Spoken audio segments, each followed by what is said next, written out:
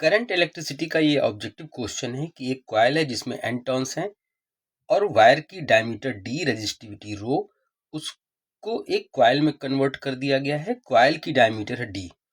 आपको बताना है दोनों एंड्स के बीच का रेजिस्टेंस क्या होगा, यानी कि ये आपका कॉइल है, इसके बीच का रेजिस्टेंस बताना है।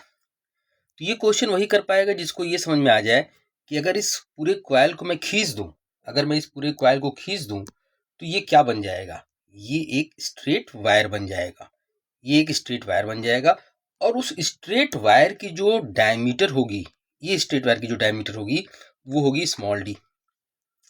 तो बच्चों अगर मैं आपसे बोलूं कि भाई एक टर्न का सरकमफ्रेंस कितना होगा, एक टर्न का सरकमफ्रेंस होगा 2 पाई आर, लेकिन क्वेश्चन में आर नहीं दिया हुआ है। आर की जगह पे क्या दिया हुआ है, डायमीटर, यानी कि सरकमफ्रेंस हो गया 2 पाई आर की जगह हम क्या लिखेंगे, 2 पाई डी बाई 2।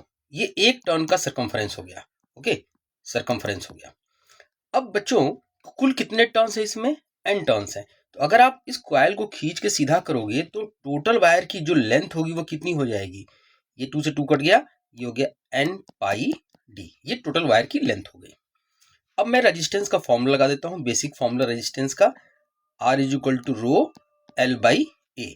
याद रखना है कि यहां पर एल तो वायर की लेंथ हो गई, जिसकी लेंथ ये निकाली है तुमने, यानी कि एन पाई डी, और एरिया का मतलब कि इसकी क्रॉस सेक्शन एरिया, ये वाली क्रॉस सेक्शन एरिया, और इसकी क्रॉस सेक्शन एरिया कितनी होगी, पाई डी बाई 2, क्योंकि रेडियस नहीं दिया है, डायमीटर दिया हुआ है डी, तो डी बाई 2। अभी कितना आ गया बच्चों, पाई से पाई कैंसिल हो गया, तो ये आ गया 4 rho N D upon D square.